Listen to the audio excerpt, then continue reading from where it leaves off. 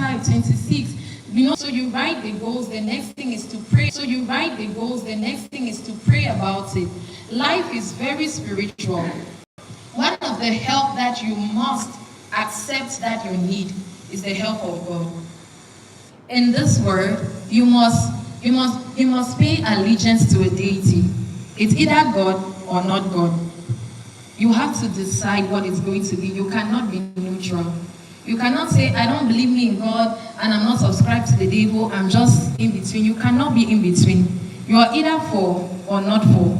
So you need to pray about your goals. Commit your plans to the Lord and He shall establish your thoughts. You see, you write it down and you present it to God. This is what I hope to achieve. You need grace. You need strength. You need the right connections. You're talking about building good relationships. God will help you make the right choices. He will separate you from wrong company. You need God at every step of the way. Whatever the goals are, you need God. So you need to pay allegiance to a deity. And God is the best. So you are flexible when setting your goals. That's the last thing I'm going to say before we get into now vision boarding. You need to be flexible. You might set goals like, I want to save 100,000 this semester. Yes, since you're in semesters, after the semester, I probably have to go home for break and then I resume. So this semester, I want to save 100,000. And the semester closes and you've not saved 100,000. It doesn't mean that that goal is not achievable. That you failed in a goal or failed to achieve a goal does not make it inachievable. It only means there is room for learning and improving. So instead of canceling your goals because you have not achieved them, revise it. Sometimes you need to change the deadline. Sometimes you need to identify the help that you need. What happens that I did not achieve this goal in the time that I set to achieve it? That's going to tell you what help you need. Maybe the goal was vague. There was no way to measure the success of the goal. So I need to go back to my knowledge on how to set achievable goals, specific, measurable, achievable, relevant, time-bound. I need to revise these goals and put steps that are actually measurable, achievable, things that I can walk on and see my progress gradually. Sometimes it's just that I needed accountability and I was not accountable to any person. So every time that you find yourself needed, so I need to identify the support I need and go for it. It might simply mean, oh, the timeline was too short. I need to change my deadlines. I need to work on my timelines, give more time to this, put in more effort and achieve it. It might mean that I just need to be more disciplined. Maybe I was not very disciplined in my study time and that's why I could not achieve goals. So I need to be more disciplined. And that is it for how to set specific, measurable, achievable, relevant, and time-bound goals. So we're going to proceed to vision boards. Within vision boards, you're still going to be hearing some of the things about goal settings because these are still your goals that you're putting them in the form of a vision board. So what is a vision board? Simply put, a vision board is a visual representation of your future. It's a visual representation of the future that you want. So what do you want your future to look like? That is what your vision board carries. When you look at your vision board, now it's plain. But imagine that this is the life that I want. When you look at your vision board, you should be able to see that light displayed there. So we're going to work on setting your vision boards yearly. So you don't set your entire life on the board. You set it yearly. So a vision board, like I've said, is a visual representation of your future. It's simply framing your future before it happens. You frame your future before it happens. A vision board is otherwise called a faith board because then you're putting things that you hope or you trust that will happen, which are not yet reality. So that's why it's otherwise called a faith board. Call forth the which be not as though they are. That's what faith requires us to do. To declare the things which be not as though they are. Now faith is the substance of things hoped for, the evidence of things not seen. So this is my evidence. The things are not yet the reality in my life, but this is the evidence I have of the life that I want to live, and I frame it so that as I see, as I behold, I can become. 2 Corinthians scripture says that we with unveiled face, beholding as in the glass the glory of the Lord, are being changed into that same image from glory to glory, just as by the Spirit of the Lord. Because what you behold, you become. What you constantly fix your eyes on is what your reality will be. What you constantly feed your mind with is what your reality will be. My father says that our lives is a reflection of our predominant thought. Your life will take the direction of your predominant thought. If you keep occupying yourself with the thoughts that you're a failure or you are inferior, your life is just going to reflect it. Because somehow your thoughts, your words, they carry energy that fuel your action. So if you keep seeing yourself as inferior, you're sponsoring the energy that pushes you to act inferior. And at the end of the day, you realize that you are indeed inferior. But when you see yourself superior, the power to propel you to become what you see yourself as is released to you. There's grace for everything.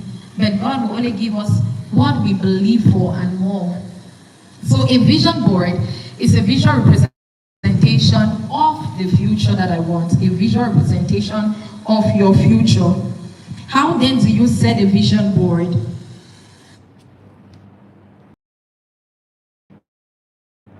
Okay.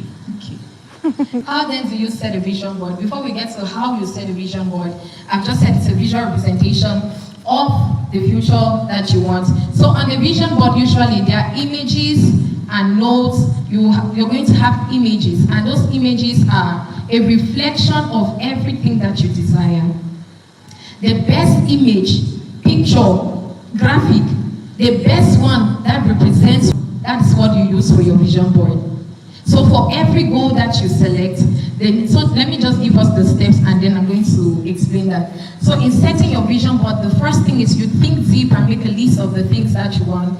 Please, I'm sorry, I'm just going to run through, we're going to get over it again. It's just I want to give you the picture before I start explaining. So you think deep and make the things that you want. The second is you collect the images that represent those things. The third is to organize. The fourth is to hang it up, and the fifth is to take actionable steps. So your vision board is a collection of the images that represent the things that you desire most in your life, that are most important in this season of your life. And every image that you put there, when you look at it, it's an image. But the moment you look at it, you know the future that you hope to arrive at. So when writing a vision board, you begin from the end. The end is, I want to be the president of our association. I'm saying, let me just use a school association. I don't know if anybody has that vision. But the end is, I want to be the president of our association. So I look for an image that represents the president of this association. Whatever your department, whatever your association is. Or let me use Miranda. The end goal of my engagement in the Youth Empowerment Syndicate is that I want to be the director. I want to be the first director of the Youth Empowerment Syndicate, official director. That is the image. So you look for, that is the vision. That is what I hope to achieve in myself, the Youth Empowerment Syndicate. The next thing is you look for an image that represents that reality. What is the image that when you look at it, from just looking at the image, you know that this means director of the Youth Empowerment Syndicate. When you get that, then you frame it on your vision board. So it's images that mean something to you. If the image does not mean something to you, there's no need putting it up. It's not going to motivate you. Everything that you put up on your vision board should be something that stirs up a hunger within you. Something that pushes you to act. That in itself is a motivator. You don't need someone to come and tell you something again to feel motivated. Just by looking at that image, I know the kind of pastor I want to be. I just need to go and look for the image of that kind of pastor and put on my board. And every time I see that image, something within me is stirred up. I know that this is not where I hope to end at. So if the images you use for your vision board must mean something to you. The next thing is that your vision board gives you good feelings about yourself and about the actions that you intend to take. Just seeing the niceness business of the vision board. You're just motivated. You feel encouraged about taking steps to reach that level. The next thing is that it's an organized and visual way to write your dreams. Remember, we said goals are dreams without deadlines.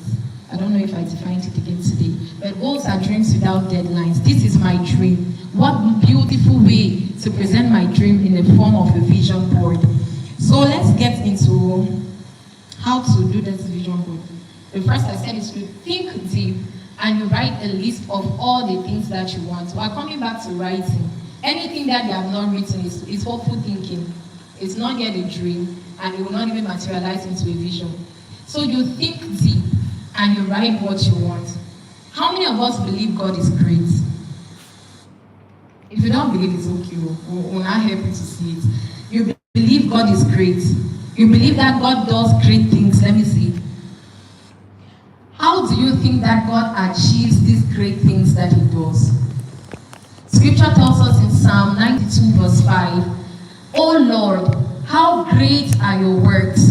Your thoughts are very deep." That is how God achieves these great things. So imagine God, omniscience, omnipresence, all power, let's break it down, all powerful, always present, all knowing.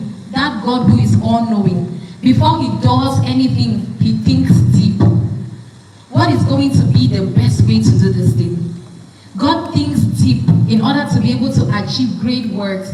How much more we, humans, who are not all knowing, who are not all present, all powerful.